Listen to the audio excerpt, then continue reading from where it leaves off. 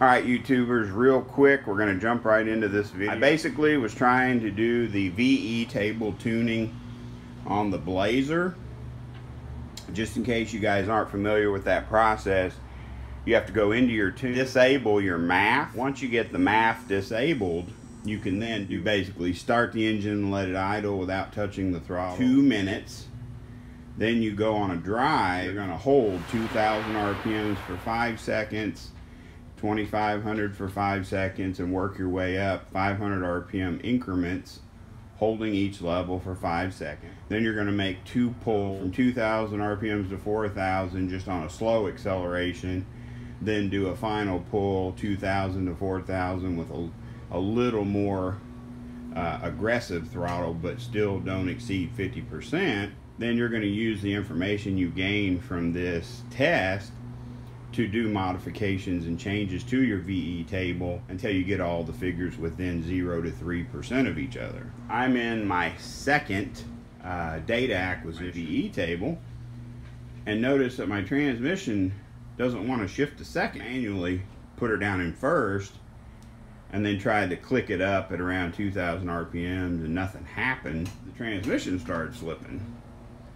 So immediately I'm thinking, okay, what did I do wrong? What did I overlook? What did I mess up when I rebuilt the transmission?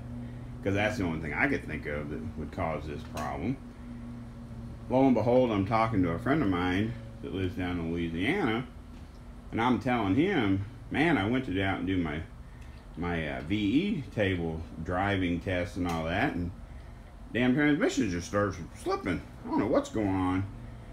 And he had mentioned that possibly when I had my 2 front U-joint failures, possibly that violent whipping of the drive shaft on the back of the yoke could have knocked the filter off of the inside of the pan. And I was like, at first, of course, I was like, no, that doesn't sound very likely.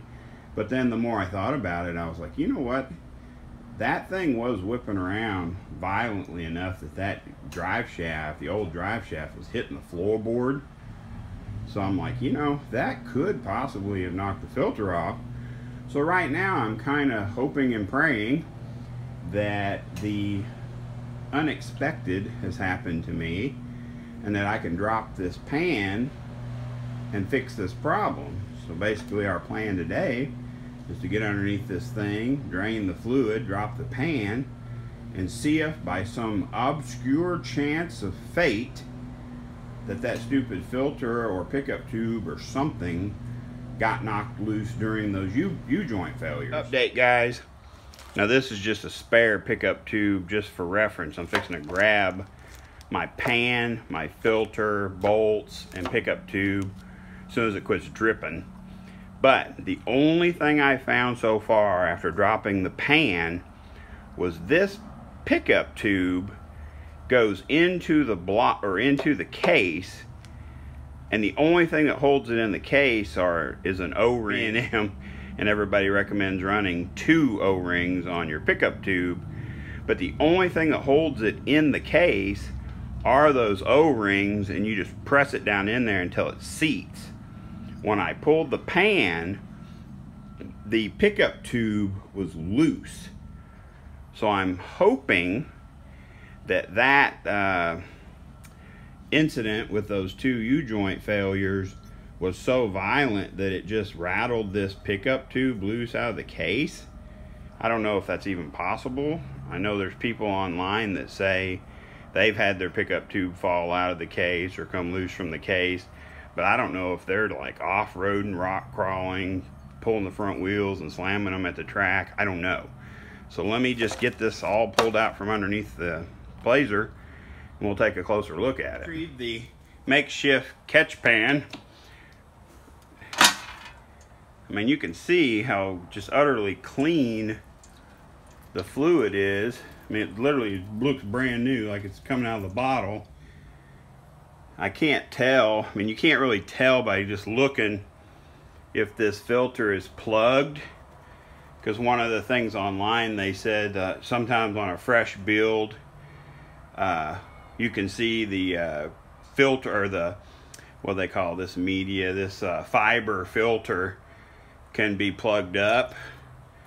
To me it doesn't look plugged up because I can see clean through the fiber material to the wavy texture of the inside of the filter itself. One positive thing that I'm just now noticing was that the bottom of the pan's not even covered with clutch dust. Like, you know what I mean? If you had an internal problem where your clutches were burned up, possibly due to some kind of a assembly issue or clearance or blown lip seal or whatever, you think you would see a lot of material in the bottom of the pan. I'm kind of concerned because I only see one of the O-rings, and I double O-ring the pickup tube to case per the B&M instructions. I'm only seeing one. I better look. I will get under there and look up inside the case and see if it maybe is stuck up in there or something. Hopefully you guys can see this. Like, this is exactly how it came off the vehicle. I haven't even dumped the fluid out. Now watch this. It's like brand new fluid with very little. There we go. Use the sun, Jeff. I'm actually in the garage. I probably should be outside in the driveway so the sun will show you. You know what I mean? There is some what I would call residual, or like residue of clutch dust or material, but that's all that's in there after running it after the complete rebuild. So that's, you know, promising. Looking at all of our clues and everything, it does kind of appear, at least on the surface, that violent action of that drive shaft flying around on that yoke possibly knocked that pickup tube loose from the case. Because as I was reading about it online, here's how they explain it. If that pickup tube comes loose, it jars itself loose from the case, which apparently is a common phenomenon with people that go off-roading and doing a lot of rough driving out in the wilderness or whatever. But if that tube loses its seal to the case, it's kind of like trying to drink through a straw that has a crack in it, where you're not getting as much fluid, you're getting more air in, you know what I'm saying? You lose the ability to suck up through the pickup tube, and that aerates the transmission fluid, which in turn doesn't allow the pump to create the pressure that it needs to make everything work. Now, the downside is, because I didn't know that pickup tube had dropped down, because it literally had dropped down enough where it was wiggly, you know, if that's a technical term.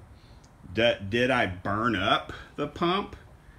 You know what I mean? Like, maybe the clutches aren't burnt, but maybe I hurt the pump because I didn't know there could potentially be an issue there. I don't know. So the plan right now is to clean everything up. I'm gonna go ahead and change them and put a brand new screen type filter in it. Reassemble everything, make sure the pickup tube is 159,000% seated into the case. Put it all back together, put fluid in it, and see if it works.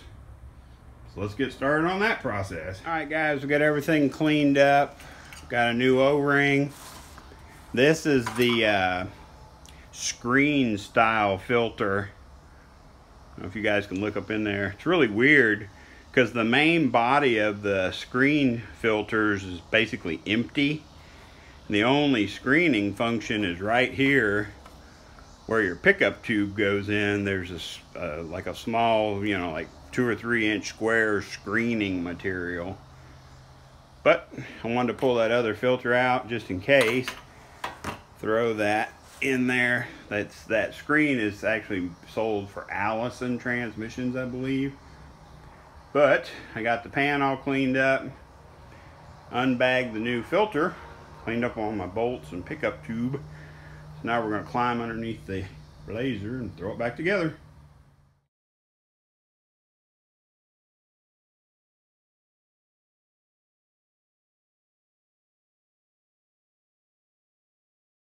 Can anybody guess what I'm about to do? That's right, guys. If you've ever been blessed with in your lifetime of having kidney stones, you'll know what this is. I call it a reusable paint filter, but I will filter all that fluid that I had to drain out to be able to fix that pickup tube O-ring and installation and change that filter, because that fluid's red and clear. So guess what, guys? We're gonna filter it and put it right back in the transmission. Yep, poor boys have poor ways. Moving forward. All right, guys, I got good news and I got bad news.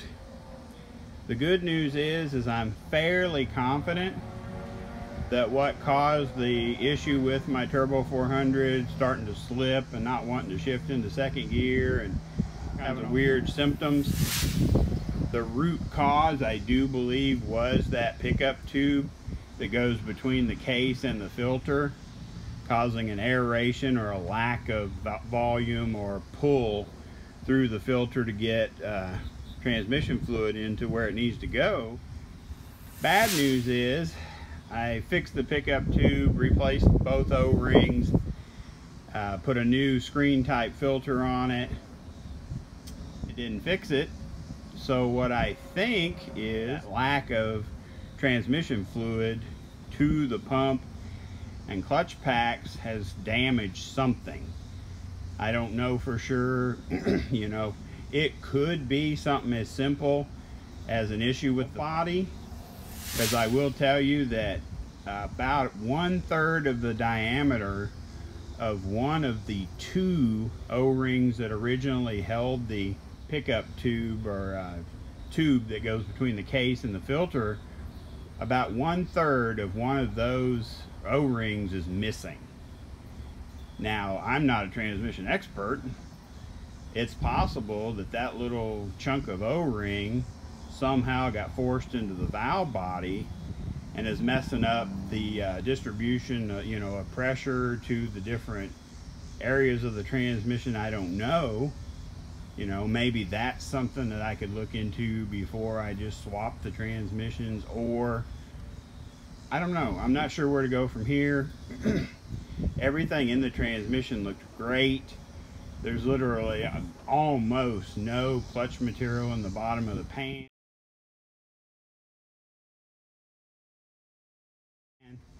I just find it highly suspect that this thing is acting the way it is. And, you know, finding that tube dangling or loose where it wasn't, you know, solidly or snugly in the case would indicate that it was sucking air. Like I mentioned earlier, it's like, you know, trying to drink through a straw that has a crack in it. You're just not getting anything to drink, but you're sucking a bunch of air. Well, I would assume, or I would imagine, that sucking of air and not transmission fluid would probably not be very good for the front pump. Something from my friend Richard mentioned was maybe I should go ahead and hook some gauges up to it and just see what kind of pressures it's pushing. Because if it's pushing a normal pressure, then that would kind of push us more towards like a valve body issue or something else. So we got some more investigating to do, guys, but as for now, the Blazer project's on hold until I can diagnose this and figure out which way to go. You know, I did find a deal on a Turbo 400 local that I could put in here and just get it, you know, get it immediately back up and running if that's the way I want to go.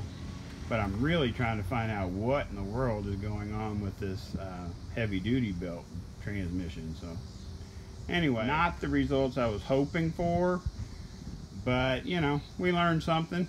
I'm learning.